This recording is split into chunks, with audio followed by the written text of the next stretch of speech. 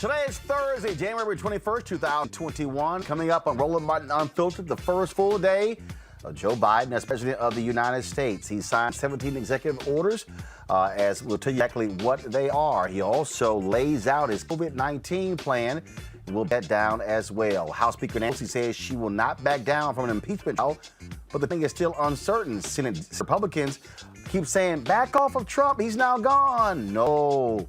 We've got to hold Lord Butt accountable. Democrats take control of the U.S. Senate with 3 new senators sworn in by Vice President Kamala Harris. Wait until you see what she said yesterday overseeing those elections. And also, General Lloyd Austin, retired General Lloyd Austin, is close to becoming the first black defense secretary. Explain. Oh, the MAGA people, oh my God, they're weeping, they're moaning. Wait until y'all see this absolute delightful video of MAGA white years. And a Proud Boys organizer arrested for participating in the Capitol insurrection. Also, big concert last night, a program celebrating America. A lot of perform. John Legend, invoking Nina Simone, stole the show. We'll show it to you. Also, Reverend Dr. William J. Barber today delivered an amazing homily at the prayer service, the inauguration prayer service. We'll show you that in as well. It is time to bring the funk on Roland Martin Unfiltered. Let's go. He's got it. Whatever the miss, he's on it. Whatever it is, he's got the scoop, the fact, the find. And when it breaks, he's right on time and it's rolling. Best believe he's knowing. Putting it down from sports to news to politics. With entertainment just for kicks, he's rolling. It's on go, roll, y'all.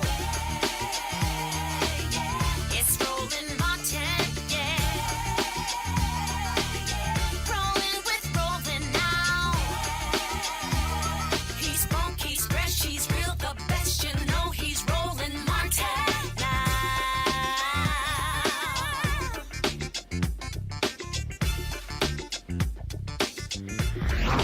Martin.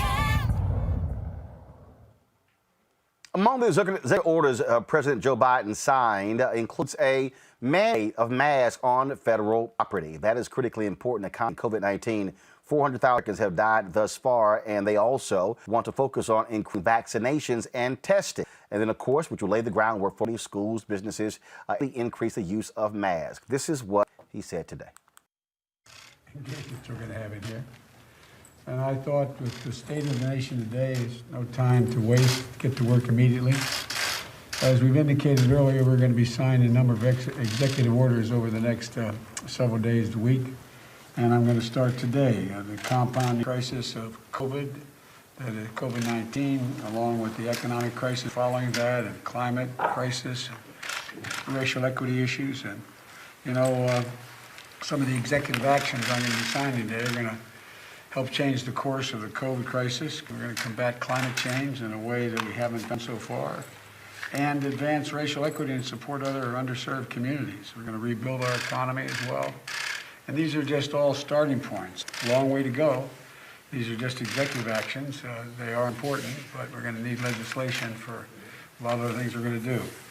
And the first order I'm going to be signing here relates to COVID, and it's requiring, as I said all along, where I have authority, mandating masks be worn, social distancing be kept on federal property, on interstate commerce, etc. So this is the first one I'm signing. And the second one I'm signing here is the support for underserved communities, and we're going to already, we're going to make sure we have some bedrock equity, equality as relates to how we treat people on health care and other things. We'll give you copies of these executive orders. And the third one I'm going to sign, and that's what I'm going to do while you're all here, is the commitment I made that we're going to rejoin the Paris Climate Accord as of today.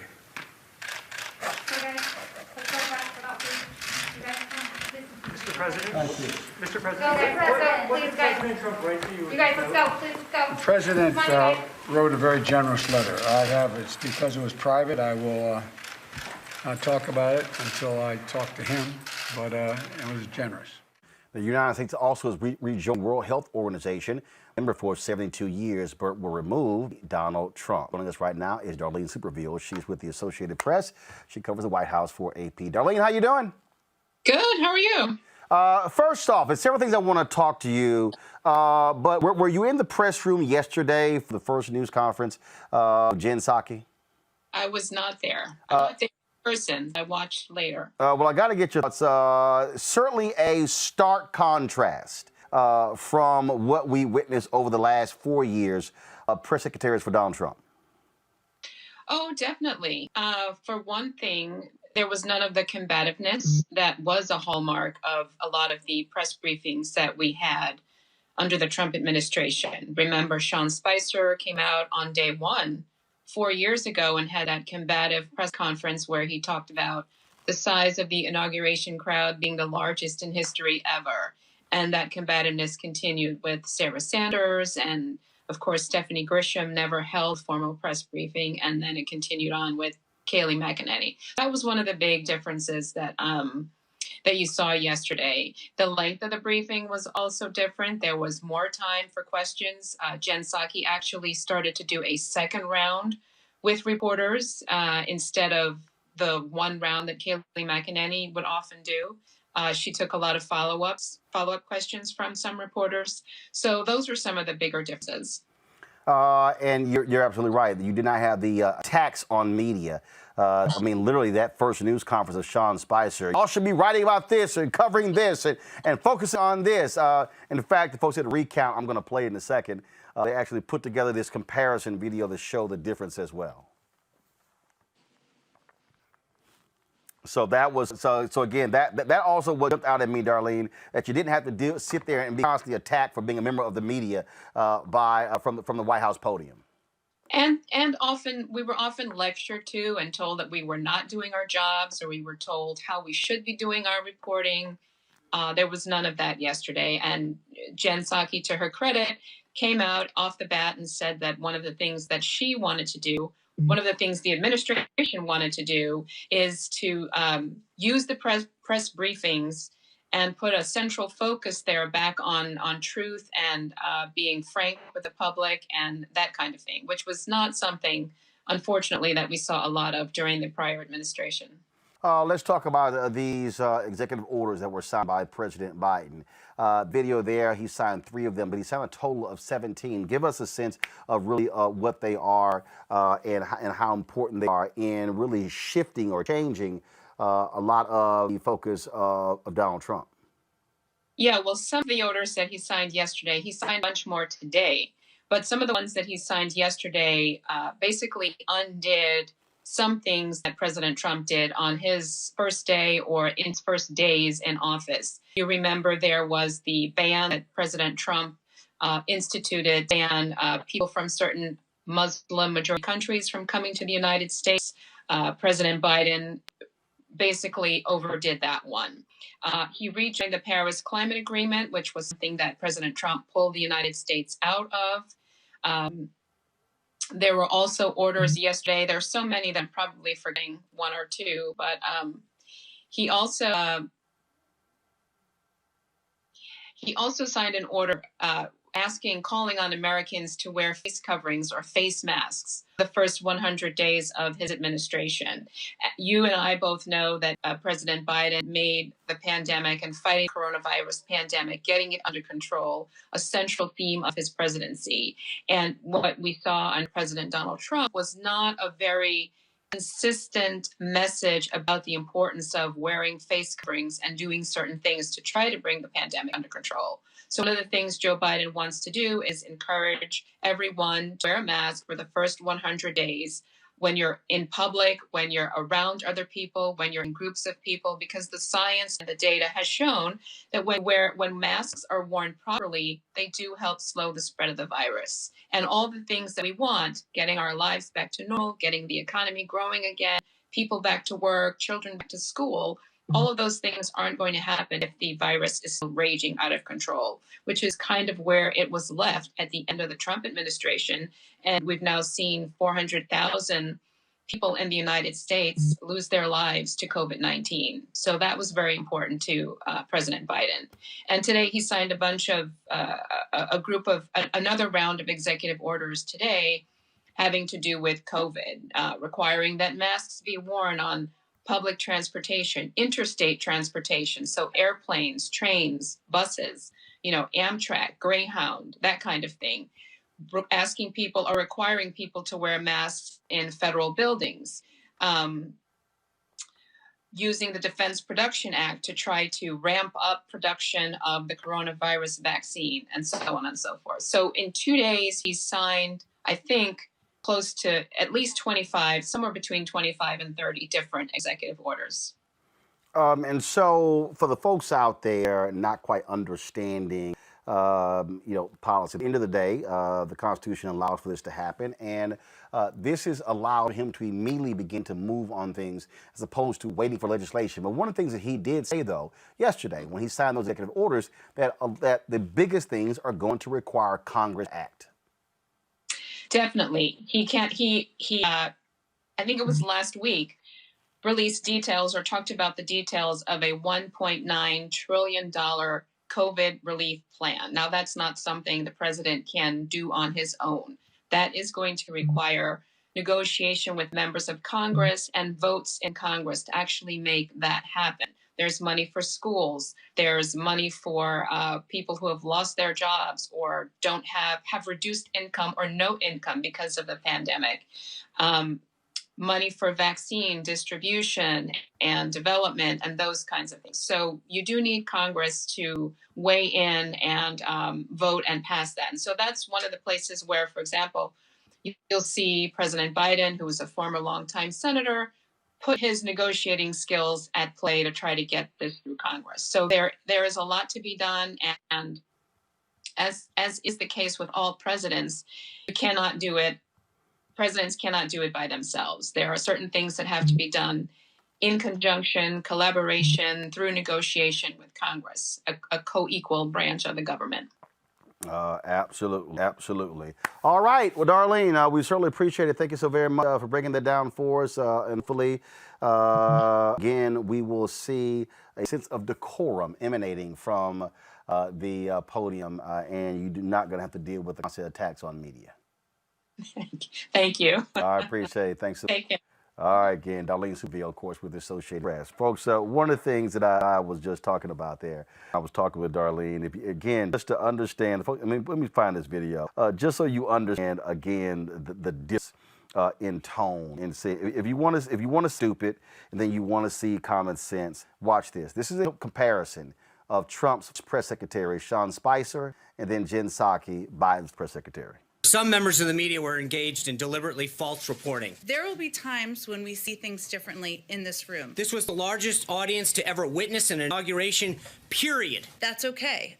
That's part of our democracy. That's what you guys should be writing, covering. The importance of bringing truth and transparency back to the briefing room. I will see you on Monday. Let's do this again tomorrow. Thank you, Jen. All right, let's bring in the regular Thursday panel. Reese Colbert, Black Women Views, Erica Savage-Wilson, the host Savage Politics Podcast, Dr. Greg Carr, Chair, Department of Afro-American Studies, Howard University. Reese, you saw how Sean Spicer was in his first news conference because he was representing a pissy president. First of all, let me just be clear. The air quality of Washington, D.C. is greatly improved today.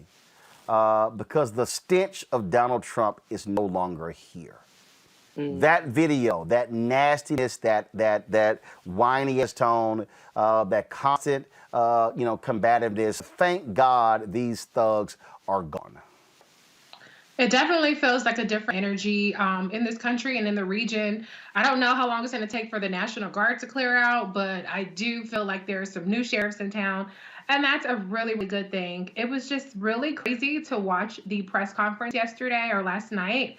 And it was totally normal. It was like, okay, there's no xenophobic insults, no racist undertones. There's no alternative facts that was coined in the Trump administration. It was just a very normal, policy-driven press conference that was respectful.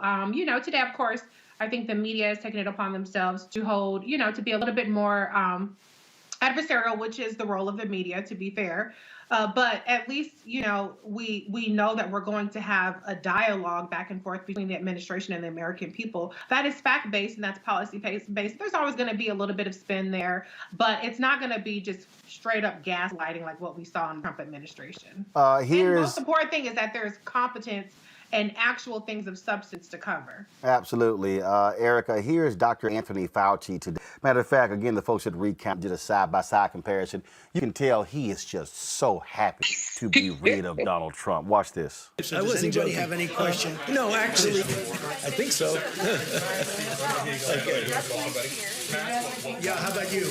Does anybody have any question? No, actually, I think so. Fauci, in fact, Fauci is so happy that he was asked about this notion of feeling liberated. Listen to this. You've joked a couple times today already about the difference that you feel in being kind of the spokesperson for this issue in this administration versus the previous one. Can you Anthony, talk a little bit about how much different do you feel, less constrained? What is the, you for so many times you stood up behind a podium with Donald Trump standing behind you. That was a different feeling, I'm sure, than it is today. Can you talk a little bit about how you feel kind of released from what you had been doing for the last year? Yeah, but you said I was joking about it. I was very serious about it. I wasn't joking. No, actually, I mean, obviously, I don't want to be going back, over history, but it was very clear that there were things that were said, be it regarding things like hydroxychloroquine and other things like that, that really was uncomfortable because they were not based on scientific fact. I can tell you, I take no pleasure at all in being in a situation of contradicting the president. So it was really something that you didn't feel that you could actually say something and there wouldn't be any repercussions about it. The idea that you can get up here and talk about what you know, what the evidence, what the science is, and know that's it. Let the science speak. It is somewhat of a liberating feeling. Absolutely. Boy, you can tell Fauci is like, whoo, praise the Lord. Yeah. What a difference a real administration makes. I watched the press conference this afternoon, and as Reese talked about, just the level of competency and really the American public to know that the people will be standing behind that podium, that dais, are very much so committed to truth. Even watching Dr. Fauci's body language, you could tell that there was an extraordinary difference. And then to add on to the previous regime that just left out, that under that regime, Dr. Fauci had to hire security. This is a man who's well into his 70s, that exercises regularly, can probably outrun, folks, much than him. They had to hire security because the son of a Klansman, had goons go after him because he politicized COVID-19 and actually wearing masks, which now 400,000 people passed away from. So it definitely was liberating, I think, for me that we're watching the press conference, hear a person that has studied science for as many days as he has, that has really been an authority, a trusted voice in the community, lit up Dr. Kezia Corbett, who was the lead researcher in the COVID vaccine, lifting up those voices, an African-American woman, that his voice has, to some degree, been returned to him. He's free Monday through Friday, whatever day designated, to share with the American public new and updates, developments around COVID. Dr. Greg Carr, again, we see the actions taken today, doing his best to unwind the craziness of the Trump administration. And when he signed the Paris Accord, and I've really seen, and it's hard for me to have to sit here and listen and watch anything that this idiot Ted Cruz says or does. He put out something, said that America don't care about the residents of Paris, they care about the people of Pittsburgh. Go to my iPad. So then he's actually trying to sit here and keep pushing this thing up. What? Not realizing, the car, that they call it the Paris Accord because it was signed in Paris. Yeah. Somebody, and I love for somebody who supposedly is this brilliant legal scholar, went to Harvard, all of he really is a dumbass. And what by Biden saying no, we back into it, is admitting finally science matters, finally that climate change is real, because we've had to endure 4 years of absolutely nuts. Absolutely, and you're right. And clock is ticking on Cruz. 2024, he can be swept around with the rest of the trash if they haven't put him out by then. And of course, people came for him immediately on social media. They say, so I guess that means that the Treaty of Versailles was about France and not World War I. I mean, Cruz isn't stupid. Cruz is, again, just trying to keep his profile high. And it was very interesting, wasn't it, to see yesterday at the inauguration, 50 U.S. senators attended. Ted Cruz there taking selfies. Young Josh Hawley taking selfies, because they're going to try to now crawl back up into the place where they can position themselves to run for president. Now, yesterday was very momentous. I mean, of the 17 that were signed, rejoining the Paris Accord, shutting down ANWR again, the Arctic National Wildlife Reserve, which, by the way, people haven't been bidding on much because, fossil fuels are quickly moving into a thing of the past. All of these executive orders are with an eye toward the next phase. And so what we're going to see, and what we saw yesterday was a down payment, the DACA action. Almost 700,000 young people are affected by that. And as far as the African countries go, think about those so-called S-hole countries. Nigeria, for example, that Muslim ban wasn't just for Muslims who weren't black. Come on, black folk. Nigeria, the Sudan, Somalia, Eritrea. I mean, think about the people who we have in our own lives who are affected by that. Liberians. Hey, you Liberians who are living in fear of deportation. He took care of that yesterday. And again, it's a down payment going forward. Why? Because we talk about a Green New Deal, but those green jobs, I mean, that are going to be pushed. I mean, I heard Debbie Stabenow, who's going to be over agriculture in the Senate committee once we destroy Mitch McConnell's foolishness, talking about the fact that not only must SNAP be addressed, not only must WIC be addressed and all those things that fall into ag, but move forward on the notion of renewable energy jobs and get rid of this carbon imprint. The down payment on that was getting shutting down ANWR yesterday. There were a lot of down payments yesterday. And Ted Cruz is doing the only thing he can do right now. That is, until his governor in Texas and his attorney general start suing. Expect that war now. That's what they're going to do. They're going to the courts. That's what they're going to put their federal judges in play at this point to declare all this stuff illegal. Look for that on DACA. Look for that on the wall. All that stuff, they're going to take it to court. But all Ted Cruz can do right now is cry bloody murder. And it sounds so sweet, doesn't it? Here, Reese, that's a trip. And just watching these people. Now you got these people, and I'm not gonna name one fool who just said some stupid stuff, but these folks, Biden promised this on day one, and he hasn't done this for black people, and he said this. Okay, if you got student loan, more black students have higher student loan debt than any other group. So I'm just trying to understand how Biden's executive order on student loan doesn't actually help black people. More black people have died disproportionately from COVID-19. In the medical field, more black medical workers have died from COVID-19. So I'm just trying to understand how the executive order on COVID doesn't actually help black people.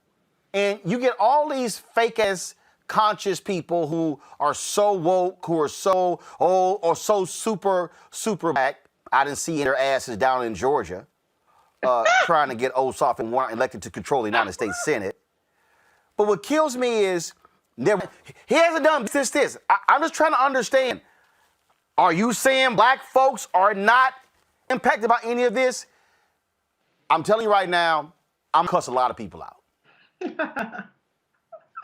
I mean, this is what we always see, these arbitrary litmus tests that are impossible to pass because, first of all, the things that they are setting up for their litmus tests are not at all doable, whether it's by executive order or doable with the current composition that we have in both chambers of Congress. And so You know, I think we're going to see a lot of the goalpost moving. We're going to see a lot of the hand wringing, the grifters who really make a living out of being chaos agents and out of always kind of whipping up this outrage. The bottom line is this: there was a primary that was held, and Joe Biden was not a candidate who ran on wholesale debt, student loan debt forgiveness. Okay. So that was already litigated, and we have a nominee. Like Joe Biden said, I beat all those guys. Okay. And so I think that there has been a campaign since the election to try to cancel all student debt and do all these things.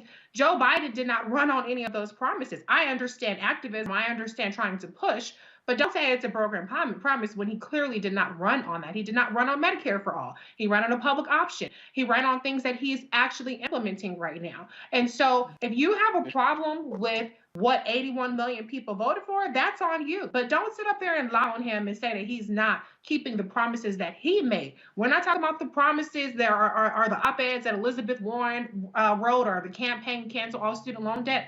That's fine. That's called, advocating for your position. But there's one president, and that's Joe Biden. But the bottom line is this: you cannot look at what Joe Biden has done just with his executive orders and not see a down payment, as Dr. Carr just correctly characterized it as. And these are not snap your finger, everything is solved, wave a magic wand things. These are things that are putting in place the infrastructure, the policy making, the policy makers that are going to, over time, be able to address these things. We're not going to be able to solve the fact that right now, as of today, Black people are disproportionately less vaccinated, even as the first phase of vaccinations are going to people who are healthcare workers, which are disproportionately Black. So there are a lot of things, there are a lot of inequities that have to be solved. We have a person who's actually looking to solve them, an entire administration, as a matter of fact, but it's not going to happen overnight. We still have a situation where Congress, with Chuck Schumer, he can't even play any kind of hardball to get the goddamn power share agreement done with Mitch McConnell. And so you guys have to understand, it's not all Joe Biden and Kamala Harris and executive order. There is an entire bureaucracy of government that has to move in order for anything to be, or in order for everything to be accomplished. You can accomplish some things, but you can't accomplish everything. So if you want to sit up there and push, that's fine. I don't have a problem with anybody pushing it, but don't gaslight and don't lie on people, and don't act like nothing is being done. Yesterday, in his inauguration address, President Joe Biden said something that, oh my goodness, the white folk on the Republican side, they're clutching pearls. Roll it. A cry for racial justice, some 400 years in the making, moves us. The dream of justice for all will be deferred no longer. A cry for survival comes from the planet itself, a cry that can't be any more desperate or any more clear. And now, a rise of political extremism, white supremacy, domestic terrorism, that we must confront and we will defeat. Did he say white supremacy in a presidential inauguration address? First time ever? Poor little Karl Rove. He was sad in this, Greg Carr. He was torn up by this. Listen to this pinhead. Whether it's COVID or the economy or racism, why are they talking everything down, do you think? Well, part of it is to lower expectations. The economy is really bad. COVID's all screwed up. It's all bungled. It's going to be really hard to get these things fixed. And then as people get their vaccinations and the economy begins to rebound as a result of it being opened up, they can say, look at us, didn't we do a great job? The racism thing to me is, I was offended in the speech. I mean, I thought it was a good speech. It wasn't a great speech, but it was a good speech, and it was the right speech for the moment. But there was a point in there where he said we're divided as a country between the people who believe in the American ideal and racism, nativism, and fear. No. We're divided as a country politically over questions of policy and direction and respect, but we're as united as a country against racism and nativism. There are people in the country who are racist, there are people who are nativists, but the vast majority of Americans stand together on those issues. And that was an attempt to basically say, if you're not for me, you're part of the group that's, racist and nativist and fear-mongering, which I didn't think was a good note to strike. But I'm sorry. We're united against racism, nativism. Is Carl aware of those so-called patriots who call Capitol Hill officers niggers? Carl, you're in Texas. There are 5 to 7 Republican Party county chairs who have said racist things. Only one of them has resigned. It's amazing to, and see, this is the thing, Greg, that I keep trying to explain to people. These folks live in such denial, and they walk around going, no, we are not racist. We love everyone. Now, we'll be happy to support Donald Trump in saying he won the election by trying to throw out black votes. That's not racism, that's politics. When Carl says we're divided because of race, we're divided because of politics, as if race isn't involved in politics. And so the game that you're saying, and see, this is why last night, Greg, Carlson rolled out fat-ass Jason Whitlock. Somebody who knows nothing about politics, who admits he does not vote, but he rolls his lying ass out to have black cover. Say, well, black people call this fool actually. Black Lives Matter is the same as the KK. This is how these folks see us, because for Fox News and ONN and Newsmax, they are talking to white people. Mm-hmm. And they're talking to black people who make excuses for white people, like Jason Whitlock and Leo Terrell and Candace Owens and people like that. But Carl was offended, Greg. His feelings were hurt. Well, what is it? But they're saying the same night awaits us all. Karl Rove will meet his ancestors soon, and he's irrelevant. This is his death bleat. Lil Wayne and Kodak Black got pardoned by Donald Trump on the way out the door. Let's not forget that there is in this country, like every other country on the planet, a lack of knowledge, an immaturity, a political immaturity that can be corrosive. And so there will be, and never forget, one of the reasons why we even know the name Donald Trump is in some ways hip hop in the 1980s and 90s. We used to listen to everybody talking about staying in Trump hotels. So ignorance is a very powerful tool. And while Karl Rove knows exactly what he's doing, and there's going to be a cottage industry for the Whitlocks and the Candaces and the Owens and all the rest of them, they're going to make a little money over the next few years as the white nationalist party retreats to its cave and reverts to what it was doing prior to 2016. That's all they're going to do. But I think it behooves us, and I appreciate the fact, brother, that you always take us back to Martin Luther King. I mean, like I said when we were on yesterday, I mean, I went back and started rereading some King and just reminding, of the fact that Joe Biden is a nativist. He's a nationalist. He isn't a white supremacist in that sense, but when you cover your activity with the red, white, and blue flag and steep it in American exceptionalism, you risk obscuring the fact that what Joe Biden wants to go after, namely the Klan, and that won't be the first time. I mean, Merrick Garland cited the reason the Department of Justice was founded in 1870, which was one part of it to go against the Ku Klux Klan. So there'll be that kind of rhetoric. There'll be those kind of results, I think, and that'll be very satisfying to all of us in this country. But never forget that today Avril Haines was confirmed as the Director of National Intelligence. This is the lady who approved Obama's kill list. This is the lady, when she was Deputy National Security Advisor and then Deputy Chief of the CIA, approved and endorsed torturing and killing American citizens. Some of those drones killed American citizens. Never forget that Anthony Blinken, who is the nominee for Secretary of State, he was one of the main ones advising going into Libya. staying in Iraq. I mean, in terms of foreign policy, this administration is going to be, unless it's pushed, the same neoliberal. I mean, hey, it's great to have a black dude at the Pentagon, but let's never forget that AFRICOM destabilizes governments in the continent of Africa.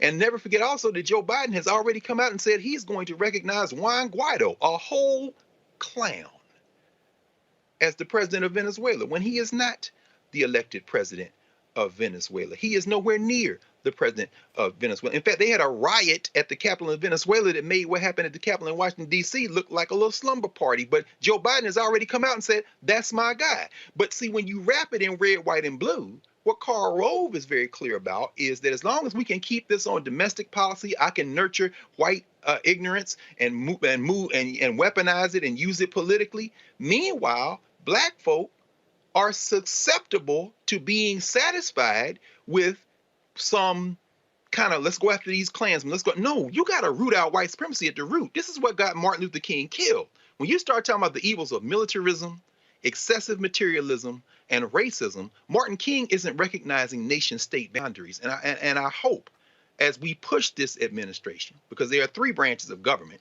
and I think that whether he endorsed Medicare for all or not, I think the initial move will be to pass legislation to make sure everybody has health care to survive through COVID. And once that beachhead is established, do you like that? Yeah. Well, then maybe we need to go back and make this permanent. I mean, so there's going to be some battles back and forth, but I think we have to be very careful how we conceptualize this notion of race when it is wrapped in a red, white, and blue flag, because this country did not change yesterday in terms of foreign policy, except that they're going to re-engage those international institutions. And in some ways, that's going to be worse for some of the countries where our ancestors came from. But see, they don't want us, I mean, the real deal is that what they don't want us to really do is confront things head on. And the reason a Karl Rove, Erica, is so upset with this is because this is what really bothers him. They've always been fine when the black person says it. But when you're President Joe Biden and you know without black people, you ain't even near the White House, and then they also know that black people are not about to be silent and just accept anything. I keep telling everybody, black folks were very quiet with Obama, but a lot of black were privately seething. I kept telling everybody, the next black president or the next Democratic president not gonna have the same runway. There are gonna be some demands here. And so what the Karl Roves of the world are speaking about is what I have been saying about white fear. They are scared to death of giving up power, resources, and control. Oh, yeah. What we are saying is, y'all got to give up some power, some resources, and control. Right. And Dr. Carr just laid it out. This is simply a retooling. So without that loud voice was occupying the people's house, now they just have to repackage it a bit different. The message definitely isn't the same. And just for everybody to remember, this is the same Karl Rove that organized to make sure a considerable amount of money went to Georgia to continue to uplift white supremacists like Kelly Loeffler and David Perdue, who mocked our Madam Vice President's name, thinking that it would help him to retain his seat in the Senate. It did not. Kelly Perdue, who owned a black women's basketball team, which I'm told that that's something that I think she's, that won't be that way here shortly, I believe. But then co-sponsored legislation with Marsha Blackburn out of Tennessee, using anarchist language, specifically talking about Black Lives Matter. So when you have a Karl Rove, who I guess because he did a master class with David Axelrod, that he's kind of this person that is, very much so can speak on all things, he doesn't really have a dog in this fight. What was said needed to be said. And again, when you think about what Black folks endured, that we literally walked President Joe Biden to the White House, this is really kind of what we're hearing out of Fox is more of an echo chamber to continue to soothe their base, to make people feel like they're not as racist if they were the 75 million, specifically the 50% of white women that wanted to make sure that Donald Trump stayed in the White House, which he didn't. This is par for the course as it relates to Karl Rove. Again, And a part of this whole deal, when we talk about the exchange of powers, what's happening right now in the United States Senate. Of course, you have Mitch McConnell now is threatening to hold things up because he wants Senator Chuck Schumer to guarantee that Democrats are not going to end filibuster. But here's what is very interesting about this, Reese. Since 2013, the filibuster rules have been changed. Once by Democrats, twice by Republicans. Yeah. See, for people who can't read, then you can follow the rest of these people. Republicans said Harry Reid is responsible for this, and stupid Democrats agreed with him. But Senator Harry Reid changed the rules when he was majority leader because Republicans kept holding up nominations and judges of President Barack Obama. So he changed it to apply to lower level judges, not Supreme Court justices. Republicans use it to say, oh, hell, we're going to change that. We're going to require 60 votes for Supreme Court justices.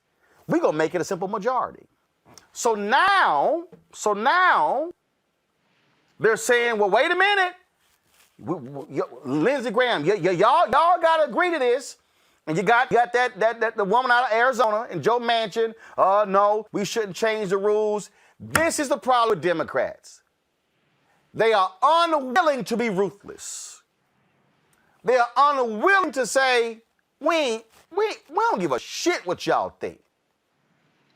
We ain't listening to y'all right now. We got the power, and what Chuck Schumer, when he came on here, what did I say to him? Man, when you get it, wield it, use it, because you don't know how long you're gonna have it, Reese. Listen, I have to slightly defend Joe Manchin and John Tester. I don't know what Kristen Sinema might have said, but they did say that there's absolutely no way that Chuck Schumer should agree to take the filibuster off the table, and that he should use whatever leverage and whatever leverage and power that he has to move forward with this. So this is solely on Chuck Schumer at this point. It seems to me like he's the weakest link in all of this, which is not surprising. And I'm trying to figure out, is there anybody in caucus that has the balls to pull a Mitch McConnell on Mitch McConnell? Because how much more Mitch McConnell do we have to see before we realize that you don't negotiate with terrorists? It's sickening to see headlines of Mitch McConnell's objecting to this, Mitch McConnell wants this. Who gives a damn what Mitch McConnell wants? You have 50 Democratic senators and you have a Democrat Vice President Kamala Harris. Their opinion doesn't, I'm going to cuss. Their opinion doesn't matter. Okay? There's no reason why today, with a Democratic majority, when you take into account the tie-breaking vote, that you still have Republicans chairing these hearings for these appointees. I understand that you have to have a power-sharing agreement, but this is the first test of Chuck Schumer, and if he's going to have the balls to govern and wield this power, because if you can't get a power sharing agreement together, then how the hell are you going to get $15 minimum wage and all these other things that Joe Biden and Kamala Harris have put forth as priorities? And so to me, the even 1 day delay in this quote unquote power sharing agreement is too long. I think Chuck Schumer has shown too much weakness, and somebody got to do something about it. It looks like we might be stuck with him. And if he continues to be a weak leader, then we could kiss any chance of the Senate in 2022 of expanding that lead, holding on to it, and we could probably kiss the House goodbye. So a lot is riding on Chuck Schumer finding some balls from somewhere and realizing that you don't negotiate with these Republicans. They're not operating in good faith. If you can't use if the filibuster is gone for permanent lifetime appointments to the Supreme Court, then what goddamn use is it? And the last thing I want to say is Mitch McConnell put out this thing about preserving minority representation and minority rule. This is the same person that refused to bring up bills, over 400 bills passed in the House that never got a vote in the Senate. He did not want to even take a vote on the HEROES Act passed in May. It wasn't until December where they even took a vote on COVID relief. And so he is a complete hypocrite. And if Chuck Schumer allows Mitch McConnell to walk him like a dog, then we're all going to be the worse off for it. Let me, as far as I'm concerned, this really is the only response that I would give to any request made by any of these Republicans. Thanks, sir.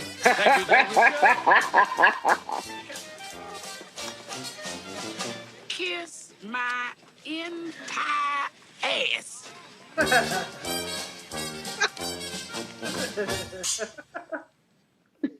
Harlem Nights. That's my only response, Erica. Yeah, what else is there? I mean, I would just continue to say 400,000. There are 400,000 people dead. That Republican-controlled Senate did nothing in the way of making sure that Americans had proper COVID relief. They did nothing. As a matter of fact, went on recess and flaunted it several times throughout the calendar year, how they were going on recess and would confirm judges, but would not make sure that American households were taken care of. We're talking about people that still were in fear of losing their homes, food insecurity on the rise. The shit that Republicans have taken this country through just in 2020, that response from Harlem Nights, totally appropriate. So, I mean, I agree. Reese's laid it out. She tweeted about it. There really has to be a very, very strong, as much as there's been talking about healing, unity, uniting, the accountability piece. There has to be accountability for the people that went out and voted to make sure that there was going to be some level of representation and people that actually would push for legislation or make sure legislation that would protect them. They left their homes. They voted from in the House. They did what they needed to do to make sure that the Democrats had the House, kept the House, have power in the Senate, and have the White House for there to be this lane, very much so not aggressive push by the now majority leader, Chuck Schumer. So this is a time where people, where they feel like they want to have something to kind of push, you call, get on your phones, push, make sure that your representative knows that, listen, the suffering did not stop on January 20. It still continues. And that is the way we're going to actually make things happen. It wasn't through all of these other protections that people thought the Constitution. It was the American people that made sure that we still retain some semblance of democracy. So now people have to elevate their voices to let the members of Congress and let people, particularly the Senate, know, particularly your Republican members, that listen, you are still here. Right. And you expect for them to push things that were going to be in favor of your household. Of course, so we know it all changed when yesterday Vice President Kamala Harris swore in 3 new members of the United States Senate. The chair lays before the Senate 2 certificates of election for the state of Georgia and a certificate of appointment to fill the vacancy created by the resignation of former Senator Kamala D. Harris of California.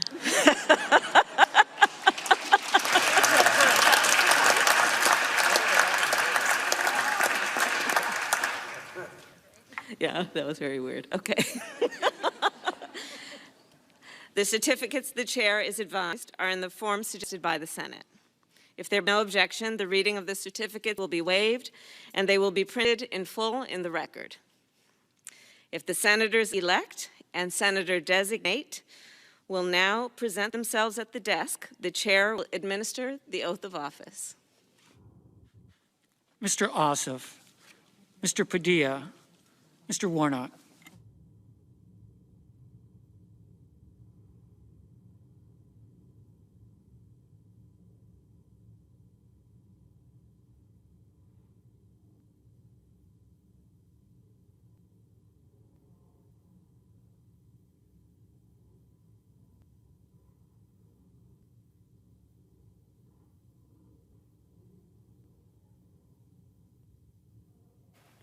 Please raise your right hand.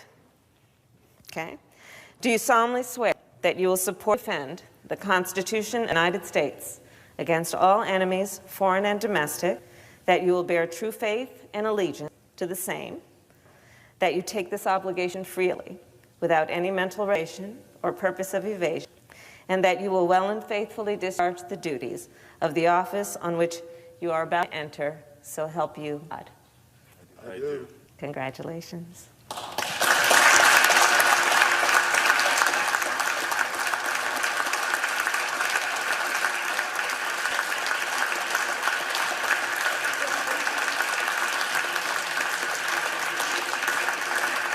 Now, of course, last night, the Celebrating America program that was broadcast nationwide, Vice President Kamala Harris also addressed the nation.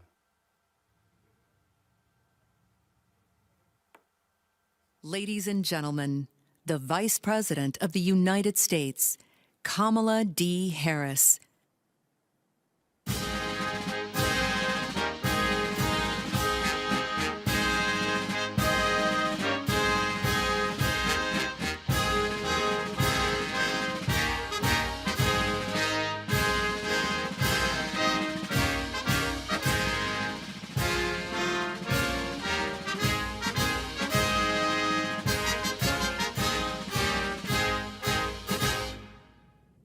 Good evening. It is my honor to be here, to stand on the shoulders of those who came before, to speak tonight as your Vice President.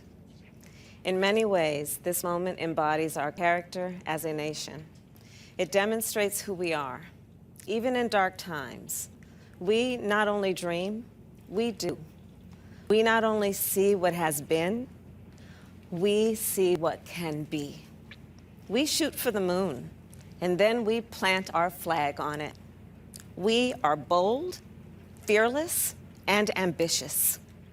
We are undaunted in our belief that we shall overcome, that we will rise up. This is American aspiration. In the middle of the Civil War, Abraham Lincoln saw a better future and built it with land-grant colleges and the Transcontinental Railroad.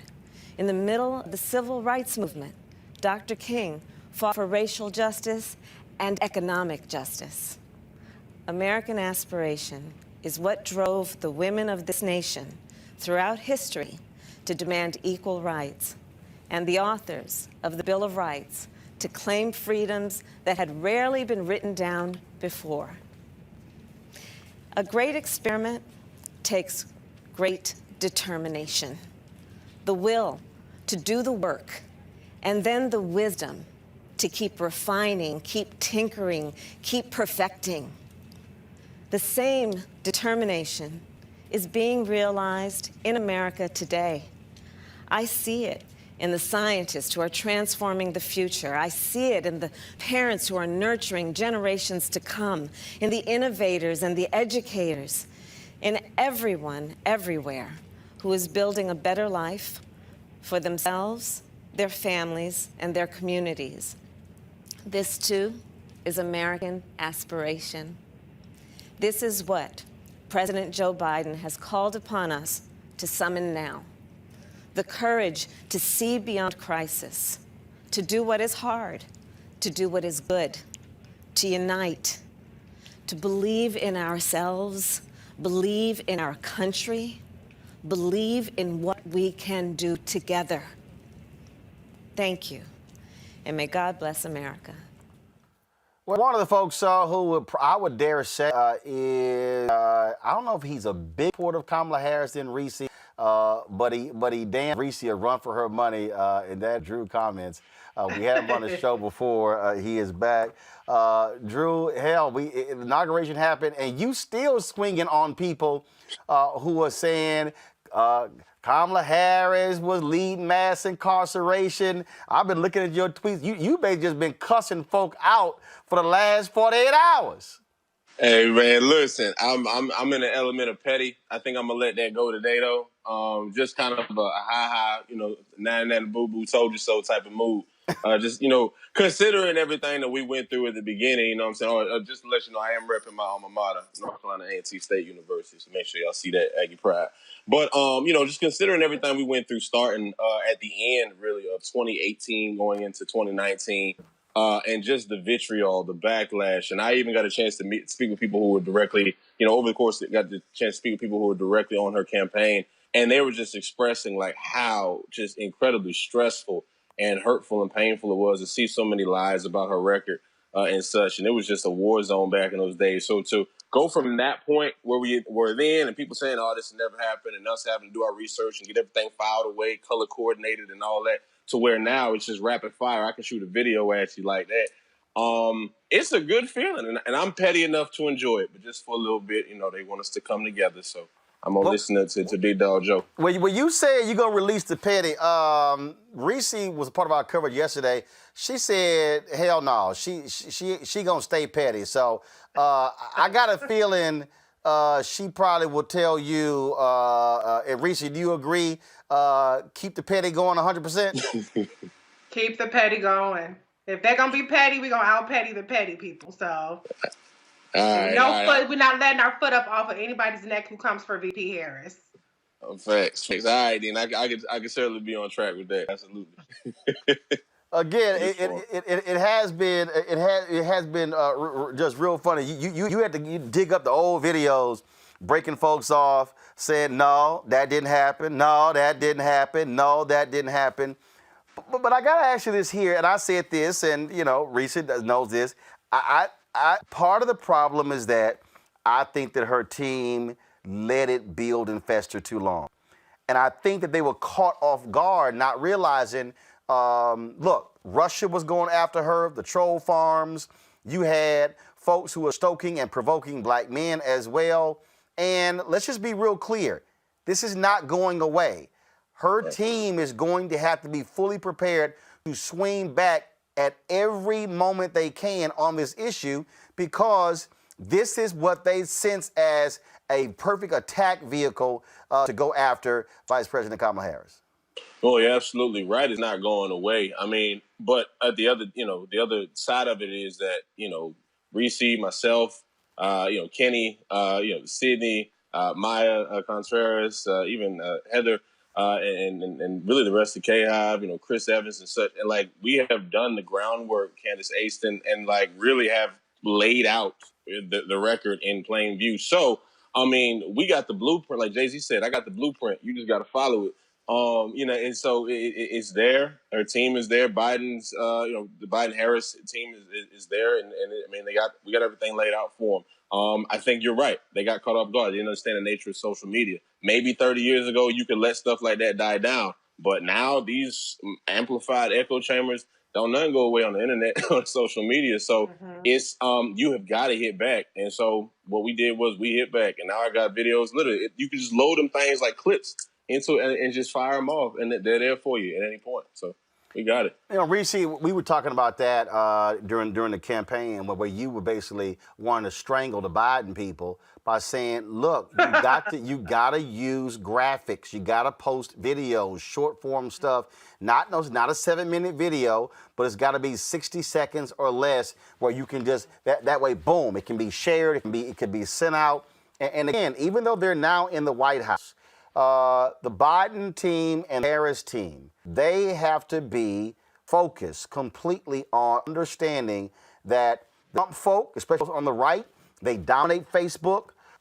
It's all about how you spread misinformation. These people will lie all day, and you can't just let it go. You got to, it has to be constant.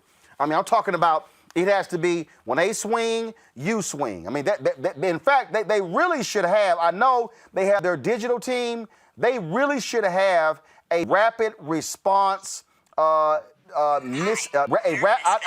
rapid response disinformation, misinformation team in the White House to combat the crazy. Absolutely. I must have said disinformation, misinformation campaign at least 1 million times. And I know a lot of times when I said it, people thought that I was being conspiratorial. People thought that I was being hysterical. Oh, you're just a Kamala supporter. You don't want anybody saying anything negative. And I think we've seen the way that it is just insidiously permeated every aspect of our society, not just politics, not just what happened to VP Kamala Harris, but what's happening with the vaccines, what's happening with COVID. And so it's a very dangerous thing to go unchecked. And what I want to see from the Biden-Harris administration, Biden-Harris has a different problem than what VP Kamala Harris has, but in terms of the Biden-Harris administration, I want them to, as you said, have a rapid response disinformation campaign. They have to bring the information in bite-sized formats to the people, who is on social media, on all formats. And then from VP Kamala Harris, what she has to do And she has to, when she gets the opportunity, more forcefully push back on some of these narratives. At the end of the day, a lot of the stuff that's been said about VP Kamala Harris, obviously it's not true. Drew and I have combated this amongst many other people.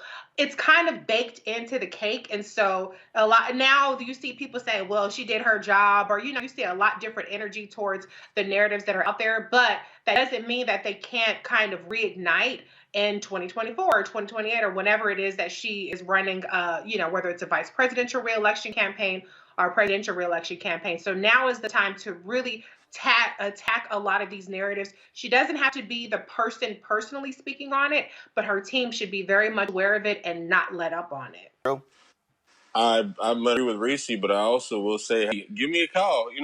Like I'm available. So you can meet and discuss price. No, but seriously, we can definitely, hey, look, it's work, man. No, that's what, but that's what other that's what the right does. Let me be real clear, okay? That's what the right does. What they do is, if somebody is sitting here good at rapid response, being able to hit back, they hire them. That's what they do. That's what, and if not the administration, that's what third-party groups do. That's what the RNC does. And so I say, Jamie Harrison, this is what they need. Because I kept saying, they damn sure need a whole new video team. Well, that's true. I was mentioning to someone who actually worked on Kamala Harris's campaign, and that she was explaining to me, like, yeah, the way you presented it and the way I was able to format it, I knew I was going to do it in a way that you don't typically see. It's not this, hi, everyone, this is what happened. No, it's got to be bang, bang, bang, bang. And even my videos, at least in the current format, at least they're pushing 2 minutes, and I could even get those shorter. But you're absolutely right. It's got to be rapid response. It has to be culturally competent. Reese, I'm going to always use that word. Or that phrase there, but you have to make it so it's plain English, but also speaking to the fact of the matter, the fact of her record. I hope they're not just hoping that they can just go off of her showing off the next 4 years, which, don't get me wrong, it's about to be an all-star game type performance from Kamala Harris. Like, if we ever got to see Mike Vick in the Super Bowl, I'm thinking that's what you're about to see from Kamala Harris, when you just go off. She is going to be at the helm of a bunch of progressive policies and in the passing of legislation where she is going to be that deciding vote, and that's going to be a wonderful resume to run on. But like you said, it's not going away. So we want to make sure that, hey, hit me up. We'll figure something out, and let's get it. Look, that app absolutely should happen, and so it's going to be quite interesting to see how they do that. But again, I know you were feeling real good yesterday, talking mad noise to a lot of people. Twitter, Instagram, Clubhouse. Where I've been mainly there. Facebook has been a little slow. It's been oddly very supportive, especially since, and I think I benefited off of this as a matter of fact. The fact that J15 just passed. When we got inauguration day 20, so J15 was really like one long 5-day date or what have you. So the AK has just been like on 1 million right now. So my job has been pretty easy on that front, especially like on Facebook. But as far as the information, I saw a tweet that went viral yesterday, as a matter of fact, a dude just repeating the same tired talking points that we have debunked over and over and over again. And it's not even challenging me now because everything's just saved. But yeah, we got to attack it head on and be cool with it. And it ain't got to be expensive. You got an iPhone 11, iPhone 12. It's simple stuff. All right, then. Drew, we appreciate it, man. Thank you so very much. And then let us know if the DNC or one of these folks gives you a call and puts you to work, because it only makes sense. I appreciate you. Thank you for having me. Always a pleasure and a privilege. And yeah, I'll definitely let you know. All right. All right. We appreciate it. Thanks a lot. All right, folks. Got to go to a break real quick. We come back. Reverend Dr. Willie Barber, my alpha brother, the homily today of National Prayer Service. I'll explain what that means. Some of y'all might, homily? What's that? I'll break it down for you. And we've got some other great stories we're talking about. Y'all wait till I show y'all. Y'all got to stick around for this. You know what? I'm going to go and hit her with a crazy ass tag. The MAGA tears. Oh, my God. Reese, Erica, prepare yourself for this one. It's a doozy. And I'm a play it on Roland Filter. And for me, the reason I see the value, so my parents worked elections. They volunteered for campaigns. They ran phone banks. I remember being 7, 8, 9 years old. It was like we had no choice. It's not like he had a vote. It was like, yo, go over there for the next 8 hours, stand there and hand out these pamphlets to anybody who's walking in, and then we'll bring you lunch, and then you got some water for yourself. It's kind of like, okay. Again, that was wasn't like my brother could say, nah, we're all right. We gonna stay at the house. I didn't work that way. And so for me, that was a huge part of my upbringing. And look at you now. And it's very interesting because for me, service was a huge part of my upbringing. And that's just something that's just, you know, it's a natural thing. I don't think twice about going out and doing community service. I don't think twice about giving up my Saturday mornings, even if I stayed out late on Friday nights. I don't think twice about going to church in the mornings. I think that might be even bigger than the civics piece in schools. I mean, I think that at this point, having that in schools at least gives the children the opportunity to go home and ask their parents, so Mom, Dad, what is this? What do you think we should do about this? This is what I learned in school today. Let's talk about it. At least gives the children something to bring home and start a conversation with. However, if the parents start that for the children, then, you know, then the children can go to school and say, hey, why am I not learning this here? Why don't I have a civics class? You know what I mean? And we'll have more Roland Martins running around here.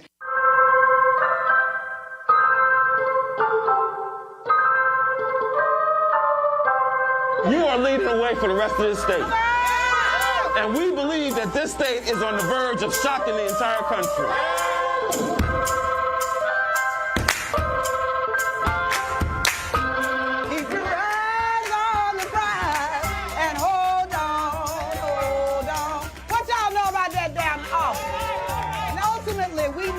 We can't let nobody turn us around. In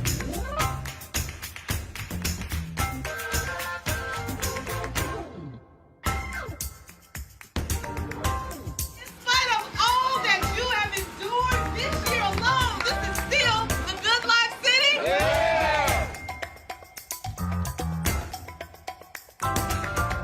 If it turns out that the Senate is hinging on one seat, and there's only one race left.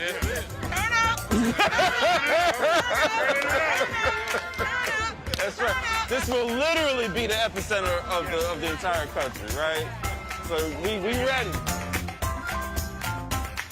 Music has an ability to be able to help us feel connected.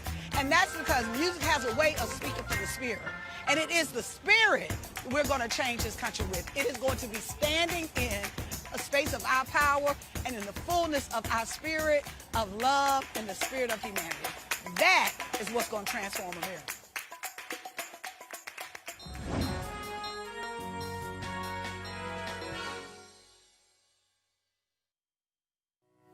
The people that I talk to, a lot of them are scared. Losing your eyesight can be a very scary experience. My job is to help them start the process of getting the resources they need to live a full and healthy life. I'm Cynthia King, and I'm a Senior Therapist Program Assistant for the New Jersey Commission for the Blind and Visually Impaired. I've been doing this specific job for 18 years, but I've been in public service for 28 years. When a consumer calls in, I am the first person that they speak with, and I provide them with the information that is needed. I ask the individual, can you kind of tell me, because of your vision loss, what problems are you experiencing? And then a lot of times that'll usually open it up to say, well, you know what? I used to really enjoy reading and I'm not able to read my books anymore. Or I used to love to cook and I can't see the buttons on my stove. Then we can come out and do a home assessment to determine if there are any technical aids or any techniques that we can assist them with so that they can be able to maintain some of their independence. Cynthia is a very caring, loving person. You can hear her on the phone talking to the clients, and you can hear the passion in her voice. She gives her all to you. When I first started, we didn't have the health care that we have now. We didn't have the salary and the income that we have now. When we went through a rough time during the reduction in force, AFSCME ensured that fairness and seniority secured my job. Our clients are going through a traumatic change when you lose your vision, losing your independence. But Cindy always seems to find a way to make them comfortable. Her friendly tone, her demeanor opens the door up for them to say, well, yeah, send a rehab teacher out here. I want to meet with a mobility instructor. It's because of the way she handles the initial conversation. I've done this job for so long because I love what I do and I love helping others.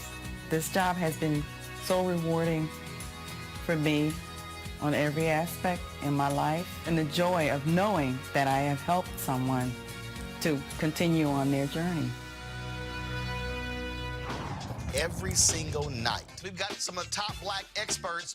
You're not going to see them on cable news or broadcast news because you swear black people aren't experts when it comes to this health crisis. That's why we have this show and why we do what we do every day on Roland Martin Unfiltered. Joining us right now is retired General Russell Honore, the nation's first black Surgeon General, Dr. Joycelyn Elders. John Hope Bryant, he is the founder of Operation Hope. Senator Kamala Harris of California, Dr. Cedrina Calder, retired General Lloyd Austin, Congresswoman Karen Bass, Commissioner Omari Hardick, Bureau President in Brooklyn, Eric Adams, Dr. Joseph Graves, America's Wealth Coach, Deborah Owens, Dr. Corey Hebert, Patel Salt, Howard University student, Pastor Jamal Bryant, Dr. Christy McDowell, Ajilore, senior economist at the Center for American Progress, Gilda Daniels, again, author of the book, The Crisis of Voter Suppression in America. 4 stars, General Kip Ward. Dr. Oliver Brooks is president of the National Medical Association, president of the American Medical Association, Dr. Patrice Harris. Joby Benjamin, Dr. Alexia Gaffney, infectious disease specialist, Dr. Georges Benjamin, executive director of the American Public Health Association, Malcolm Nance, family medicine physician, Dr. Jen Caudle, Dr. Tashaka Cunningham, a molecular biologist, Kat Stafford. She's a national race and ethnicity reporter for the Associated Press. Dr. Wayne A.I. Frederick, who is the president of Howard, Congresswoman Yvette Clarke from the state of York. William Springs, AFL-CIO economist, Andrea James, executive director of the National Council for Incarcerated and Formerly Incarcerated Women and Girls. All right, let's go to Capitol Hill. Congressman Gregory Meeks, Congresswoman Eddie Bernice Johnson of Texas, Congresswoman Barbara Lee, Minnesota Senator Amy Klobuchar, mental health clinician Jamie Singletary, Prince George's County State's Attorney Aisha Brayboy, as well as Dylan Hayrie, ACLU Justice Division strategist. Dr. Cindy Duke, she is a virologist. Principal Steve Perry of Capitol Prep. Health and wellness specialist Dr. Yolanda Hancock. Desmond Meade, president of the Florida Rights Restoration Coalition. Cliff Albright, who is the co-founder of Black Voters Matter. Michael Harriet with The Root. Domina McWhorter, founder of Love by the Hand. Dr. Julianne Malveaux, economist, president, Emerita Bennett College. Coroner Michael Fowler is the mayor of Atlanta. Keisha Lance Bottoms, mental health therapist Suzette Clark. Justin Gibney, attorney and political strategist, and Bishop Vincent Matthews Jr. Dr. Suzette McKinney, CEO and executive director of the Illinois Medical District. Dr. Leon Madugal, president-elect of the National Medical Association. Jana Bailey, mayor of Moss Point, Mississippi. Mario King. We're going to keep driving this thing to make sure our people are fully aware, safe, protected from coronavirus. You're getting the top medical experts, the top business experts, top political experts, top religious experts, because that's why we do what we do. Unapologetically and unfiltered.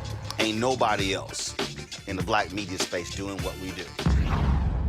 Watch Roland Martin Unfiltered daily at 6 p.m. Eastern to Facebook or Periscope, or go to martinunfiltered.com. Support. Charcoal grills are allowed. I'm white. I got you, bro. Illegally selling water without a permit on my property. Whoa! Hey! You don't live here. I'm uncomfortable. If y'all think the folks at Fox News and One American News Network and Newsmax are a little bit upset that Donald Trump lost, y'all saw this video and I said, my Lord, I have to play this on. Roll it! President Trump, if you see this, please save us. I don't even see our American flag anymore. Biden is talking with some kind of crazy flag. This is America. This is our land. Please, President Trump. Please, please, I hope you have a plan. God, please save us. Save us from the devil, please. Y'all, I'm about to have a panic attack. This is our country. Our country. This is awful. God, please save us, please. I'm about to have a panic attack. I gotta see that one more time. You're wrong. I gotta see these MAGA white tears one more time. President Trump, if you see this, please save us. I don't even see our American flag anymore. Biden's talking with some kind of crazy flag. This is America. This is our land. Please, President Trump. Please, please, I hope you have a plan. God, please save us. Save us from the devil, please. Y'all, I'm about to have a panic attack. This is our country. Our country. This is awful. God, please save us, please.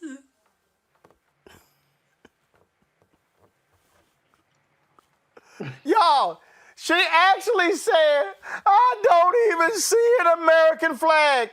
Go to my iPad. Y'all, they literally planted 200,000. They literally planted 200,000 state and territorial flags, American flags. What? Then they had this one big ass American flag. Absolutely hilarious, Greg. I don't see the red, white, and blue. No. It's some kind of flag. I don't see it. Now, Roland, as much as you know what's crazy? And again, black folk, we talking about what is Biden going to do, Biden-Harris going to do for black people. I'm sure there's somebody breathing a sigh of relief tonight because of an executive order that extended people getting put out or evicted until the end of March, and also potential mortgage payments. How much you want to bet that lady crying into that phone got some relief yesterday, even as she was praying for President Trump, and then she said, "Oh God," which I assume she meant by God, Trump, save us. Now he is gone to Mar-a-Lago for 5 minutes till Play go. James Get that hook. Here's a video, y'all, of all the flags they put on the national. I don't see a flag. I don't see a flag. Maybe I don't see a flag because I got cataracts. Well, and when she might get some health care for it. Look, this is the only other thing I'm going to say. Remember when they used to come for President Obama and they say, tell Barack Obama to get his hands off my health care. This is the madness of whiteness. When she said this is our country, what she means is this is a country for white people. This is no country for the rest of them. I'd rather be outside, be butt naked, not be able to see because of cataract, have all my teeth fall out, and die of a stroke because I couldn't even go to the doctor, rather than let this country go to them. I mean, this is, Erica, this is literally 1 hour before the inauguration. I don't see no flags. These people out their damn mind. They crazy. They crazy. Well, that they are, but she didn't see that Trump flag. And I was thinking the same thing that Greg said just a moment ago around she was praying to her master. See, you talking about this is a part of that 55% that has made their Lord and Savior, Donald John Trump Jr., who cares and gives a damn about nobody but Donald John Trump Jr.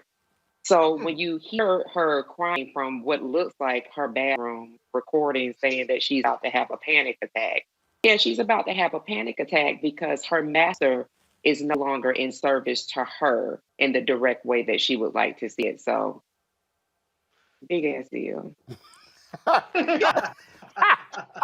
I'm telling you, I am here. I am absolutely here, Reese, for all of the MAGA tears. I mean, I told y'all yesterday that crazy fool Angela Stanton was running her mouth and she was sitting here dogging, slandering me on Twitter, making up stuff. And I'm like, and Angela, you know what? Angela, I got crazy ass white people. I think I might go ahead and create me a segment called Crazy Ass Mad Black People. And you know what? This might be the cover art that we gonna put in it, right? Oh no, man! But I'm just look. Hey, I ain't the one who got arrested. That's her mugshot. I ain't the one. And then, just so y'all understand, yesterday, because again, I will be petty. Yesterday, punk ass Jason Whitlock decided to weigh in, saying, "Oh, she killing this man on Twitter. Make it stop." And then I said, "Jason, is this your prom date? This your inauguration ball date?" Oh. I said, drop the lower third so we can say, yeah. So I said, shoot some cities when y'all go to inauguration ball tonight. Jason Whitlock and Stanton. I'll be petty. I'm a be. Yeah. That's an eyesore. That was a lot to take in. I'm going to take in a couple of MAGA tears. I'm already feeling more refreshed. I don't know why these people want to be saved from higher minimum wage. She looks like, she could use some extra change in her pocket. I don't know why they want to be saved from healthcare. She looked like she got cataracts if she can't see all them flags. But, Donald Trump is not coming to the rescue, Bill. Donald Trump got his own problems to deal with. He said, have a nice life. Y'all didn't see his go away message? He said, have a nice life, bitches. So Donald Trump is not here for you. You better put your stock in Josh Hawley or Ted Cruz or one of them other people, because Donald Trump has ridden off into the sunset, and we got a new gang in town that's called the Biden-Harris administration. So you can stay mad and keep providing us with this entertainment, though, because I'm very, very much entertained by the level of anxiety and panic and just distraught that these people have over what? Biden is still a white man. I mean, what's the problem? It ain't like you got a black woman as the president. She's the vice president. You still got a white man in charge. You still got a white woman who's the speaker. You still got a white man who's the Senate majority leader. What? Y'all have the reign still. It's just that you have a different kind of white people that want to give you health care and, vaccines, God forbid, and COVID testing. What's the problem? What y'all mad about? I have no idea why they're so upset, but trust me, I am here for all of their tears and agony and all of that. So I'm absolutely here 100%. In fact, I'm also here for this. Madam Vice President Kamala Harris will not be moving into the Vice President's house at the Naval Observatory in Northwest D.C. just yet, in addition to being fumigated. The house, located at one observatory circle, will undergo several repairs, such as replacing chimney liners before Harris and her second gentleman, Doug, move in.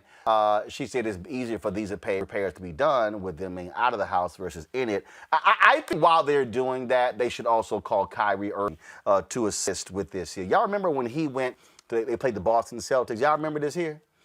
When Kyrie was when he was basically he was saging down the whole joint. And just so y'all know, I am petty. I did send a text message to the vice president and her sister saying I'll be more than happy to bring some prayer warriors with some anointed oil, and we will. I said we will anoint the whole place, cause see, some of y'all just so some of y'all know, okay. Let me be real clear. My wife is an ordained minister. She went to seminary. She got all the paperwork. I'm bootleg, okay? Yeah, I will be the cussing preacher. I'll be the cussing preacher. Just want to let y'all know that, okay? I was taught how to cuss by a Catholic priest, so I'm used to cussing preachers. So just so y'all know.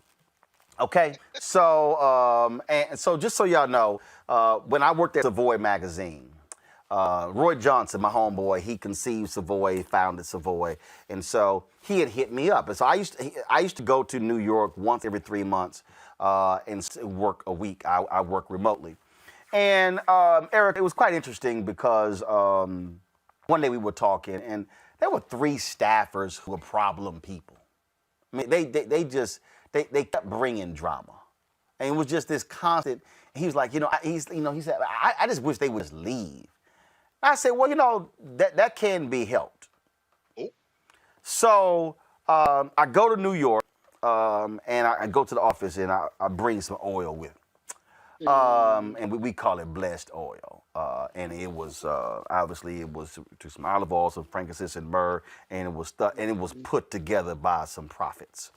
So what we then did was, first I was standing in his doorway, and then I poured some down. He said, "What are you doing?" I said, "Oh no, so you got to pour some across the doorway, so when they walk into your office, they are crossing into anointed space." I said, "Now I need you to show me where they desks are." So I just went over to their desk and just oiled down the chairs and oiled down the keyboard and the desk. And see, you don't pray for anything bad to happen to somebody. What you do is you pray they move on to their own divine good. See, that's the prayer. Just move on to your own divine good. And so when I get a call about 2 weeks later, he said, "Hey, so-and-so quit today." I was like, okay, down 2 to go. And literally within 3 months, those 3 people were gone.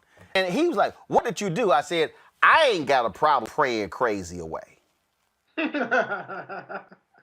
And so I really would advise Vice President Kamala Harris and Doug and the family, get some praying people to roll up in that joint and pray all them evil pits spirits out.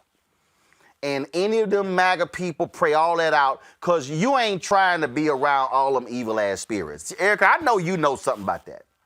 I know a whole lot about that. Had a grandmother, late grandmother, who was a preacher. Had another grandmother who, a strong intercessor.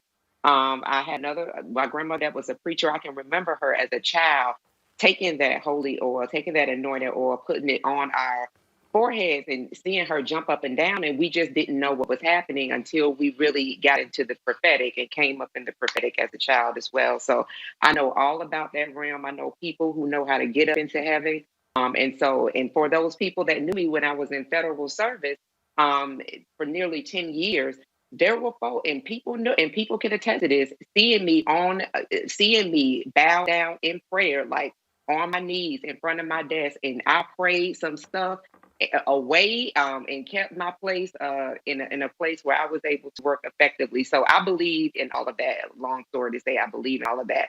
What I also believe is that Madam Vice President Harris and the second gentleman do have good people around them. So I am sure that as these repairs, which I love that because we know that can encompass a lot, as these repairs are being done over her home, that there are good people around her that are praying. She's a member of AK Alpha Kappa Alpha sorority. And so I know that there are some prayerful men that are a part of that sorority that are definitely soliciting prayers on her behalf as well. But yeah, I definitely believe in the oil, the anointing, and the power of prayer. There's so much that's being done in the invisible realm that can't even be accomplished in the physical realm. So for her. See, Greg. This is what I keep trying to tell these people. Y'all ain't gonna get this watching MSNBC. Y'all not gonna get this sort of analysis watching CNN and the rest of these networks. Because I'm telling you, move on to their own divine good. Because see, I know they spent $500,000 fumigating the White House for COVID and all that stuff. But the literal evil that was in these spaces, and I'm telling you, see the way they really should do it, Greg, get a whole army of prayer warriors and say we're going to start at the White House. Then we're going to go to the old executive office building. Then we're going to go to the Treasury Department. Then we're going to send them to the Vice President's house. Then we're going to send them to every single federal agency. See, that's how you do it. That's how you deal with evil. Do it, brother. Listen, Roland, you're right. You're not going to hear this anywhere else. Watch this. It's deep in the black tradition not to pray something on somebody else evil because you'll get the bill back. We didn't learn that here. That came from the continent. That is a cardinal rule in Rada and Petro's side of Vodun. And I know you got some folks in Haiti. So let's be very clear about this. If you want to go buck, she called for them African angels. You bring all the spiritual traditions. See, the Naval Observatory is about 2 minutes from the South African embassy. So you bring the Sangomas, You understand? These Nelson Mandela people, Winnie Mandela's people. You got the Muslims on that side. You bring them, and why? This is where it gets real buck. Y'all remember last time I was in Charleston, South Carolina. I was at Mother Emanuel, in fact. And this wasn't last time before last. Walking around downtown Charleston. And, I was looking at the wrought iron gates around a lot of the churches. A lot of that stuff was African iron workers, the Bambara people, the Yoruba, the Mende blacksmiths especially. And, the saying is that when these Africans were forced to build those fences around the churches, that they would say, these are so beautiful. And then they would say, what are those symbols in there? They said, whatever y'all are praying to, we have now surrounded you with our power to keep whatever is in there out. Mike Pence and Mother. That God y'all pray to ain't the God that the gods of Africa serve. So if you want a real buck, Kamala, let's be very clear. Your people Jamaican. Go get them rosters. Go get everybody to call everything, and you ain't going to have no problems for the rest of your life. Now, what they lose, however, will purge this land with blood. So before you do it, make sure you want to do it. We can handle it. Oh, it can be handled. But, yeah, I don't know if they want to go that black road. Well, I'll tell you who we not going to call. Oh, God. Oh, God. Control room, hurry the hell up. About to say. I knew it. I knew it. I hear a sound of abundance of rain. I hear a sound of victory. I hear a sound of shouting and singing. I hear a sound of victory. I hear a sound of abundance of rain. I hear a sound of victory. I hear a sound of an abundance of rain. I hear a sound of victory. The Lord says it is done. The Lord says it is done. The Lord says it is done. For I hear victory, victory, victory, victory in the corners of heaven. In the corners of heaven, victory, victory, victory, victory, victory, victory, victory. For angels are being released right now. Angels are being dispatched right now. Amanda, ata, rata, deda, paka, sanda, ata, ambo, osa, tata, rite, eke, banda, ata, rike, didi, ashata.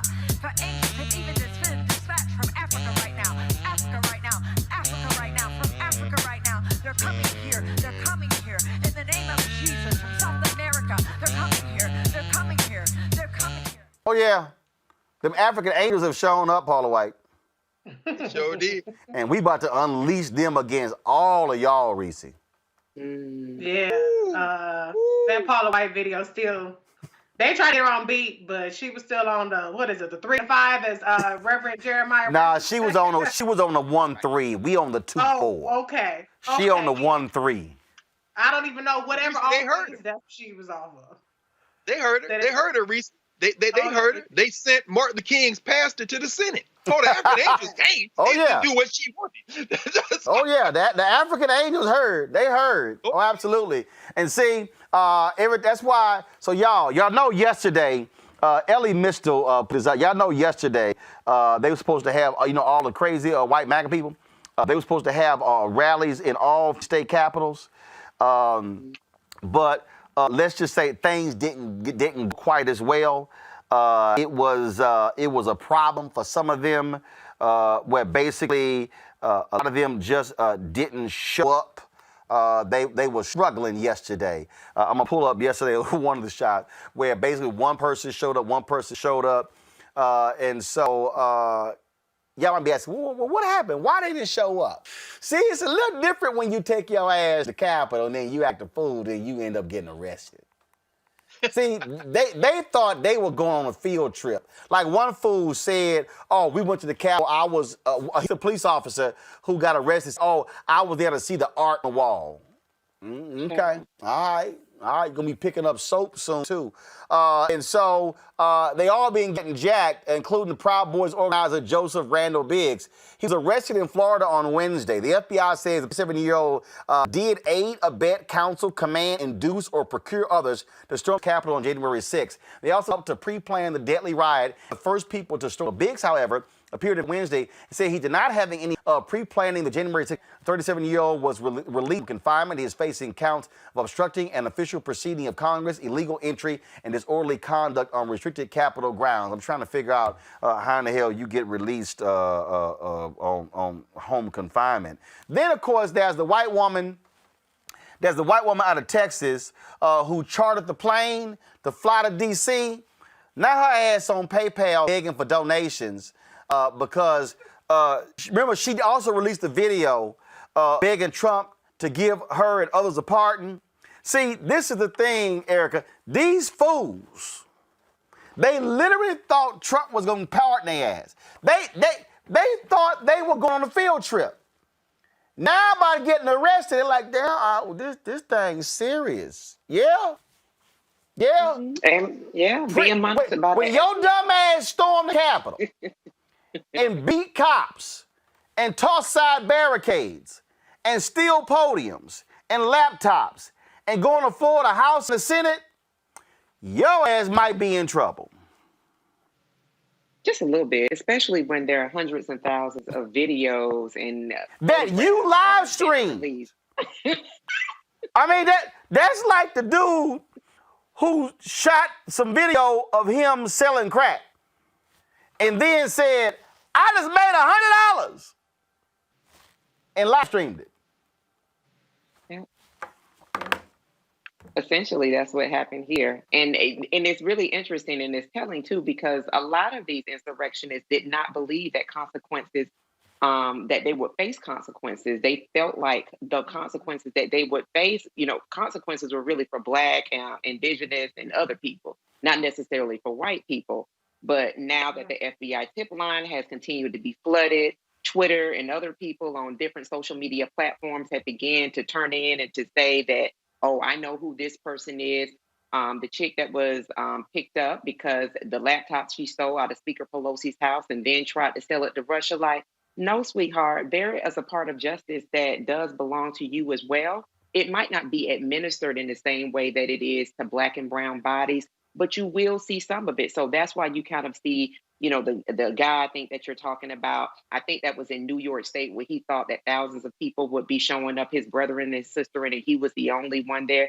Yeah, fool, because all of those people have been captured on video. They've been geolocated. And so you have people that believe that they're being followed by the FBI. Perfect, great, good for you. Get just a small glimpse of what life is like for Black folks. Just a small, a teeny little insight into what that life is like. And so for those people that do believe that they can walk around and not have to face any consequences behind the very serious actions that took place on January the 6th, they are soon finding out that absolutely accountability is a thing, even for white people. You know what? Doing this here, she posted this. Y'all go to my.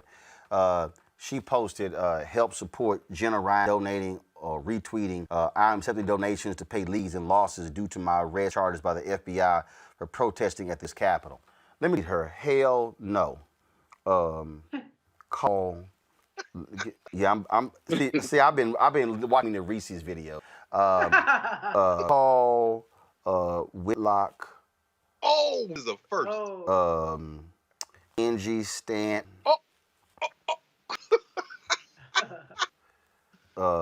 Let's hear.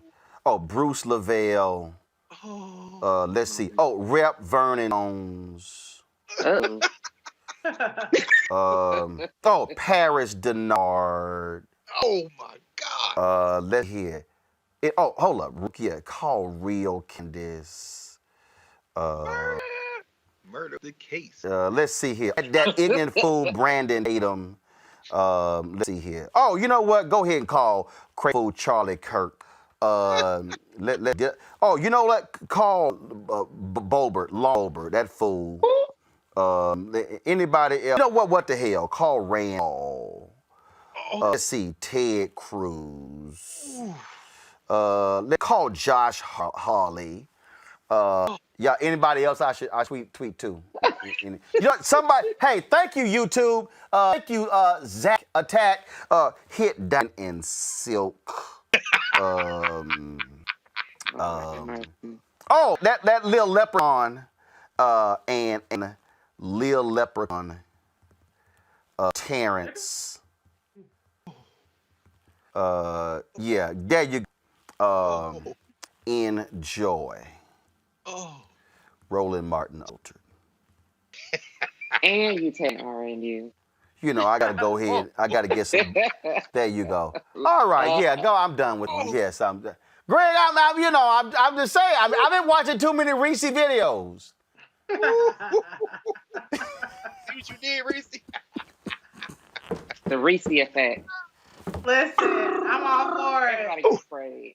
But you know, the crazy thing is, the reason we know 9/11/2001 is because nobody had that date circled on the calendar, even though Condoleezza Rice and them knew that something was going to happen, and the Bush administration.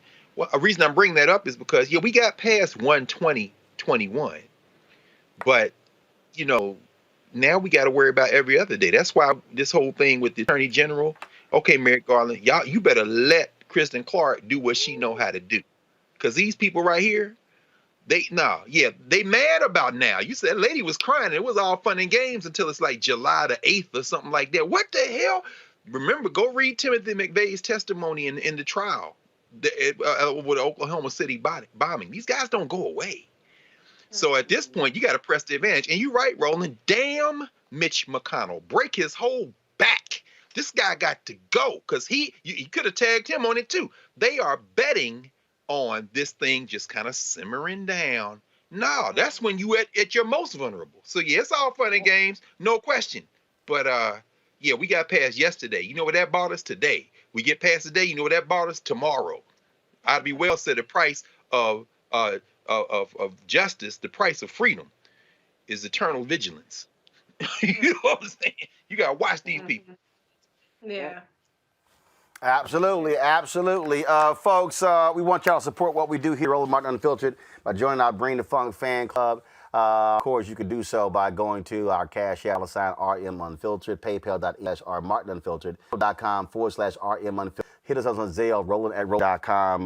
Go for 20,000 of our fans contributing $50, allowing us to do what we do. Amazing plans in 20. We certainly want your support, y'all. Last night, I asked on Facebook, why hasn't Melick been back? Because Melick unbooked himself. It was getting a little too hot on the show because he also black MAGA support.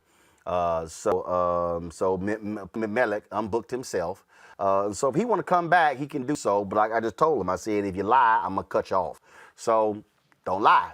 Last night, y'all, they had the big celebration concert, and my man John Legend, Lord, did he sit here and decide to invoke Nina Simone? Birds flying high, you know how I feel.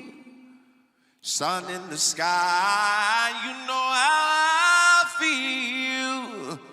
Breeze drifting on by, you know how I feel. It's a new dawn, it's a new day, it's a new life for me. It's a new dawn, it's a new day, a new life for me. Ooh.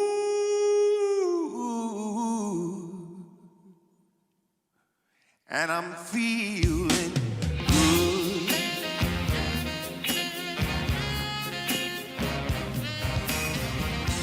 Fish in the sea, you know how I feel. River running free, you know how I feel. Blossom on the tree, you know how I feel. It's a new dawn, it's a new day, it's a new life for me. And I'm feeling good.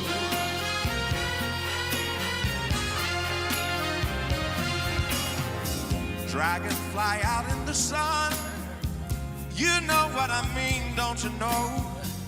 Butterflies all having fun, you know what I mean. Sleep in peace when day is done, that's what I mean. And this old world is a new world and a bold world for me.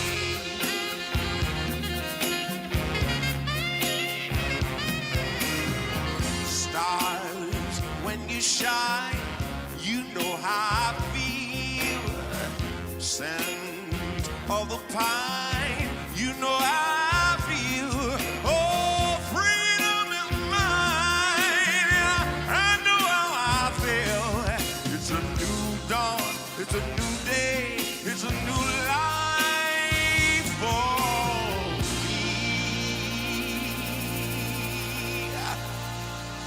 feeling, and I'm feeling,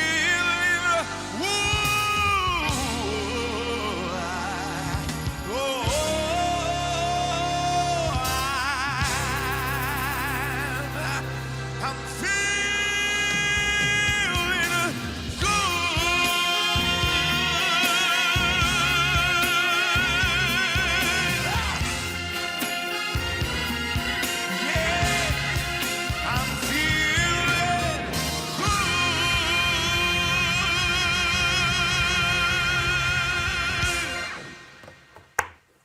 that was a great party last night, Reese.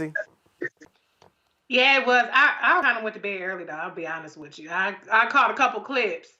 It was a long day on Roland Martin Unfiltered. You had us up early. We had a long marathon session. So shout out to all the performers that I did catch. But John Legend did his thing for sure. Oh, stop acting like your ass so old. I ain't got bed early. I was tired. John Legend rarely sings covers, but it was great to hear him pay homage to Nina Simone. Great. It was. And Roland, I appreciate you winning at Tennessee State, rocking at Tennessee State. As Ed Temple, the coach of the Tiger Bells, used to say, Wilma Rudolph and them, only the pure in heart get up early in the morning, brother. And so when you do that, see, you don't sleep. So I'm with you, Reese. I was, but after watching that, I must be candy. I appreciate John Legend. What he did was send me back to go listen to Nina Simone. So anyway, because it ain't but one Nina on that song. Right? Oh, absolutely. And I sent John a text, tell him great job. I'm sure she would approve. Erica, it was a fit close, a huge deal last night that we saw, that we witnessed, and man, okay. So Erica, you watched the show last night? I watched bits and pieces. You there for the fireworks show? Oh, of course. I love the fireworks. Those were absolutely stunning. Some fool actually tweeted it was too much fire. I said, I ain't never heard somebody say you have too many fireworks. Like, who the hell says that? Well, I wanted to end our show tonight with that now control room. Let me y'all got all of it, right? Oh, no. Do y'all have the whole fireworks show? It was bomb. I'm going to ask one more time. They got 2 minutes and 39 seconds worth of fireworks. Thank you. Because if y'all had cut 20 seconds, somebody was about to get fired. I'm just letting y'all know. We got to hear Katy Perry, though. Oh, no. Huh? So much unseasoned singing. Say what, Lisa?